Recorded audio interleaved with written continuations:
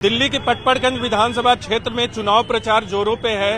हर उम्मीदवार अपने अपने तरीके से प्रचार कर रहा है। रवि नेगी हैं भारतीय जनता पार्टी के उम्मीदवार और पिछली बार इन्होंने मनीष सिसोदिया को कड़ी टक्कर दी थी। चाय और बिस्किट बांट रहे हैं सुबह सुबह लोगों को नाश्ते के लिए।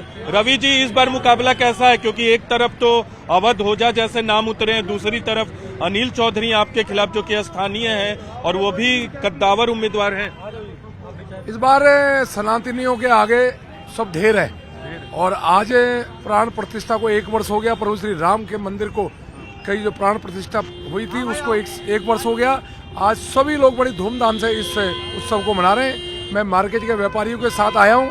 व्यापारियों ने चाय और बिस्किट का कार्यक्रम रखा और मुझे लगता है प्रभु श्री राम का आशीर्वाद भारतीय जनता पार्टी के प्रत्येक प्रत्याशी के ऊपर है और प्रभु राम की कृपा हम पे बनी हुई है।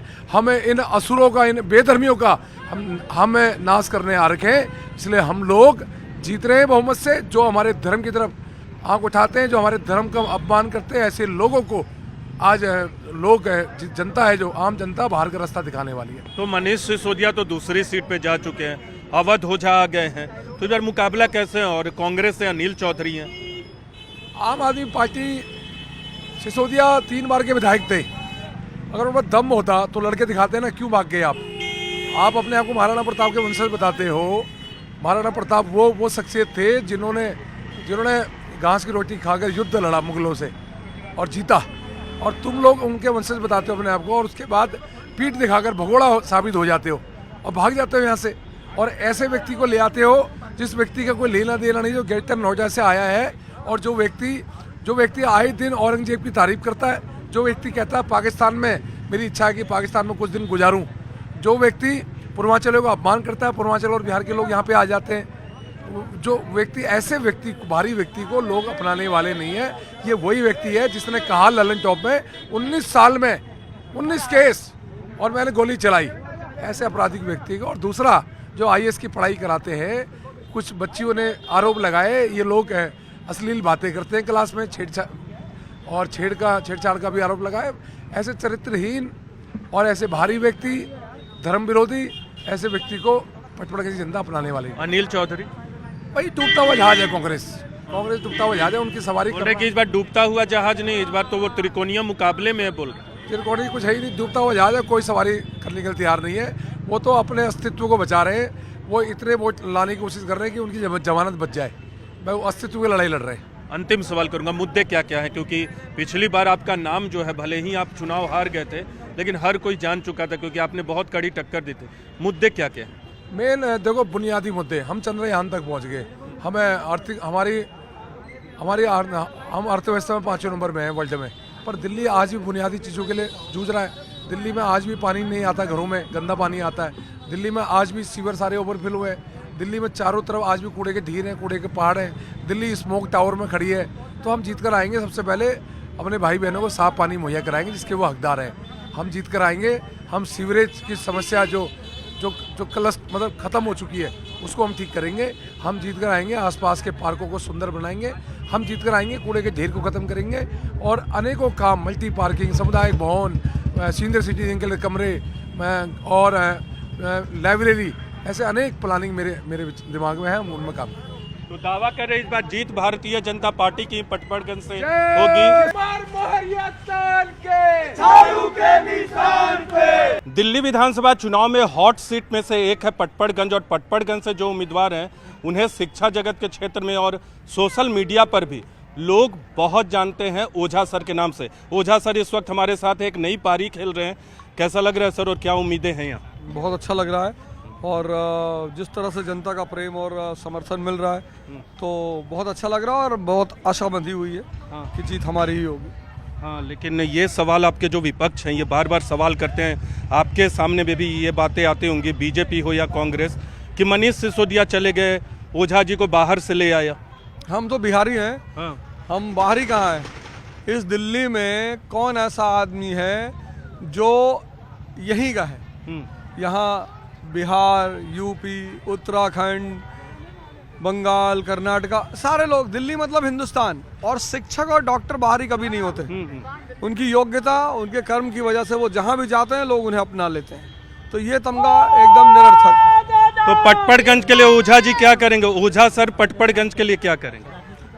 पटपड़गंज के लिए मेरे पास कई सारी योजनाएं हैं। सबसे पहली बात तो एक जो कहते हैं ना सौंदर्यीकरण, वैसे सिसोदिया जी हमारे इतना काम करके गए। ये सड़क आप जो देख रहे हैं ना, जी जी, ये भारत में ऐसी शायद ही कोई सड़क हो जो सोसाइटियों में के बीच में ऐसी बनी हो। मंगलम स्कूल आपने देखा ही होगा, तो शिक्षा का एक स्टैंडर्ड की अगर अमेरिका की पहली लेडी आ रही तो वो भी मंगलम स्कूल देखने जा रही है। तो शिक्षा का जो विकास विस्तार है उसको और ऊंचाइयों तक पहुंचाना मेरा सबसे पहला उद्देश्य है। लेकिन आपकी पार्टी पर, चाहे वो केजरीवाल जी हो, केजरीवाल जी पे तो पीएम ने हमला किया। अभी थोड़ी देर पहले कांग्रेस की एक ब्रीफिंग, तो उसमें भ्रष्टाचार के आरोप लगाए हैं कैग की रिपोर्ट के आधार पे। ये सब आरोप लगाए जाने, तो इन आरोपों को कैसे खारिज करते हैं जब आप पटपड़गंज की जनता के बीच में जाते हैं? मोदी जी के ऊपर खुद गोधरा का आरोप लगा हुआ था। ऐसा कौन है? अगस्टा वेस्टलैंड केस कांग्रेस की खुद नेता सोनिया गांधी के ऊपर लगा हुआ था। तो आरोप लगते रहना ये तो राजनीति का एक काम ही है, और ऐसे आरोप चलते रहेंगे और आरोपों का कोई जवाब नहीं होता। जवाब सिर्फ जुडिशरी के निर्णय होते हैं। तो न्यायालय जो अपना निर्णय देगा, जनता अपने आप जान जाएगी क्या सही था क्या गलत था। अभी जब हम आपसे बात करने वाले थे तो हमें बताया गया कि आप ध्यान लगाते हैं दिन में 2 बार से, तो इसकी वजह क्या है? क्या ध्यान में आप क्या कुछ करते हैं, क्या मकसद होता है? अगर बिना लगाम के घोड़े पे व्यक्ति बैठेगा तो व्यक्ति मारा जाएगा जी, और बिना स्टीयरिंग की कार पे बैठेगा तो मारा जाएगा जी। तो जब सारा कुछ हमारा मन करता है और वही हमारे कब्जे में नहीं है, तो घोड़े पर जिस तरह लगाम डाली जाती है, ऐसे मन पर लगाम डाले जाने की प्रक्रिया का नाम है ध्यान। तो इसीलिए आप डेली ध्यान करें जी। तो आज आपने अखंड रामायण के पाठ में भी हिस्सा लिया, और केजरीवाल जी भी आपके इलाके में अलग अलग जगह जा रहे हैं, तो कितना आश्वस्त हैं पटपड़गंज में और पूरे दिल्ली में आप लोग? पूरी तरह आश्वस्त हैं। 60+ सीट्स हमारी आ रही हैं और हम फिर से सरकार बना रहे हैं। योगी आदित्यनाथ भी चुनाव प्रचार करने आपके इलाके में आएंगे, ये संभावना है। तो योगी आदित्यनाथ को भारतीय जनता पार्टी मानते हैं स्टार प्रचारक, तो इससे कोई असर पड़ेगा? कोई असर नहीं पड़ेगा, क्योंकि जब दिल्ली की जनता यूपी के कामों को और अपने कामों को कंपेयर करेगी तो कोई असर नहीं पड़ेगा, और उसके ऊपर से और हंसी भी होगी, क्योंकि जितनी सुविधा दिल्ली की जनता को है उतनी सुविधा यूपी की जनता को नहीं है। आप कुछ श्रेष्ठ करके प्रचार करने जाते हैं तो आपका बड़ा नाम होता है, लेकिन जब आप कहीं प्रचार करने जा रहे हैं जहां आप उस राज्य के स्तर से नीचे हैं, तो आपकी बातों का कोई असर नहीं होता। तो योगी मोदी फैक्टर काम नहीं करेगा? दिल्ली में कभी नहीं करता, और दिल्ली की जनता बड़ी आश्वस्त रहती है, उसके पास बड़ी सुविधाएं होती हैं, उसका विकास हो रहा है, आर्थिक रूप से वो मजबूत है, इसलिए उस पर कोई फर्क नहीं पड़ेगा। लास्ट 2 सवाल करूंगा सर, संक्षेप में ही आप जवाब दे सकते हैं क्योंकि आपको भी चुनाव प्रचार के लिए जाना है। ये फ्री कोचिंग आपने जो घोषणा की है उसका स्वरूप क्या होगा? वो संभव है क्योंकि आपको तो ऑनलाइन पे लोग बहुत ज़्यादा पढ़ते हैं, आपके अलग अलग तरीके हैं पढ़ाने के, लेकिन ये फ्री कोचिंग वाला कॉन्सेप्ट कितना हद तक संभव हो पाए? ऑनलाइन पढ़ाया जाएगा, ऑनलाइन जी, और यूट्यूब पे पढ़ाया जाएगा जी। तो वो यूट्यूब तो रेवेन्यू ऐड से भी देता है। जी जी, अगर आपकी क्लासेस अच्छी चल रही हैं और लोग आपकी क्लासेस को देख रहे हैं, तो यूट्यूब का सबसे प्यारा पहलू यही है कि आपको जितना भी खर्चा है वो वहाँ के ऐड से ही निकलेगा। तो वो कोई बहुत बड़ा चुनौती का काम नहीं है। यूट्यूब पर फ्री ऑनलाइन क्लासेस चलाई जा सकती है। तो ये और विकास के दूसरे काम होंगे, यही सब आपके मुख्य मुद्दे होंगे? बिल्कुल बिल्कुल बिल्कुल, यही सब हमारे मुद्दे होंगे। तो ये थे हमारे साथ अवध ओझा सर, चुनाव प्रचार में लगातार लगे हुए हैं और ये दावा कर रहे हैं कि दिल्ली में एक बार फिर 60 से अधिक विधानसभा सीटों पर आम आदमी पार्टी की जीत होगी और पटपड़गंज से भी आम आदमी पार्टी जीतेगी। दिल्ली में कांग्रेस के पूर्व अध्यक्ष और पटपड़गंज से कांग्रेस के उम्मीदवार अनिल चौधरी हमारे साथ हैं। अनिल जी, क्या चल रहा है पटपड़गंज में, ये बताइए पहले। यहाँ तो सच्चाई है, एक ठेकेदार था जिसने इस दिल्ली के साथ इस पटपड़गंज को भी पूरी तरह से नशे की पहचान दे दी, और वो आज वो ठेकेदार यहाँ छोड़ के जंगपुरा चले गए हैं। तो आम आदमी पार्टी जो अपने आप को दावा करती थी पटपड़गंज जीतने का, परिवार आज वो परिवार नहीं रहा। आज पटपड़गंज वो समय, वो स्वर्णिम दौर जब शीला जी के समय में दिल्ली बन रही थी और वो सौभाग्य से उस समय में एमएलए था, उस समय जो काम हुए आज वही काम है जो मुझे आशीर्वाद के रूप में वापस मिल रहा है। लेकिन दिल्ली में रामायण की सियासत चल रही है, अरविंद केजरीवाल पे भारतीय जनता पार्टी के नेता हमला कर रहे हैं। आप कैसे देखते हैं जो अरविंद केजरीवाल ने रामायण का जिक्र किया? मुझे नहीं मालूम आपके पास वो खबर होगी, लेकिन मैं एक चीज़ जानता हूँ कि दिल्ली में तो काम की चर्चा हो रही है जी, और काम पे चर्चा होनी चाहिए कि ये शहर क्या था। क्या कभी AQI सुना था दिल्ली ने? क्या उस समय प्रदूषण और दिल्ली पे दबाव नहीं बढ़ रहा था जब कांग्रेस और शीला जी की सरकार थी? तो उस समय जो मजबूत कदम उठाए गए थे कांग्रेस के द्वारा इस दिल्ली को बचाने के लिए, प्रदूषण के खिलाफ एक जंग थी, वही कारण थे कि ये शहर फ्लाईओवर सिटी के रूप में जाना जा रहा था। अच्छी सड़कें बन रही थी, इंफ्रास्ट्रक्चर डेवलप हो रहा था और सड़क पे चलने वाली डीजल की डग्गमर गाड़ियों को हटाया जा रहा था, सीएनजी में कन्वर्ज होना रहा था, ऑटो, टैक्सी, ये एक प्लानिंग थी, शहर को बचाया गया, मेट्रो को जाल बिछने लगा। और अब क्या होता है, ऑड इवन होगा, ग्रैप 1 2 3, ये सब सुने आपने कभी? अब ऑटो मोड पे ग्रैप लग जाता है, यानी कि आप गाड़ी बाहर नहीं निकाल सकते, बाहर निकल गई तो पुलिस वाला पकड़ के 20,000 का चालान कर देगा। लोगों को प्रताड़ित किया जा रहा है। और यदि BS4 वगैरह जो गाड़ियां हैं, यदि ये निकल भी गई तो पार्किंग शुल्क बढ़ा देंगे।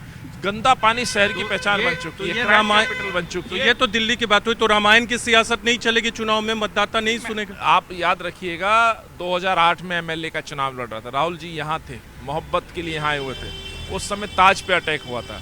ये जो कम्युनल लोग हैं जो इस तरह की सियासत करते हैं बांट करके, उन्होंने उस समय भी कोशिश की थी कि दिल्ली के अंदर वो पोस्टर लगाए जाएं जो ताज मुंबई अटैक था, लेकिन यहाँ के लोगों ने मोहब्बत दी, काम पे मोहर लगाई और काम पे शीला जी की सरकार बनी, कांग्रेस की सरकार बनी। अब दिल्ली बहुत हो चुका है और दिल्ली तो माफ़ करना, दिल्ली तो दिल वालों की है साहब, दिल्ली तो मोहब्बत का पैगाम है, मिनी हिंदुस्तान है। तो ये मोहब्बत से लोगों को जीता जा सकता है। ये आप बांटने की जब कोशिश करेंगे तो स्वाभाविक है दिल्ली विकास पे बात करेगी, डेवलपमेंट पे बात करेगी कि यहाँ काम कौन करा रहा है। और मैं दावे के साथ कहता हूँ 2013 के बाद यहाँ गंदा पानी, उबलते सीवर, पेंशन रुकी हुई, राशन कार्ड बने नहीं, नाम जुड़े नहीं, कॉलोनी में सड़कें बनी नहीं, ये पटपड़गंज की स्थिति है। पटपड़गंज को 3 बुराई के ठेके मिले हुए हैं जिनको बंद कराने का मेरा संकल्प है।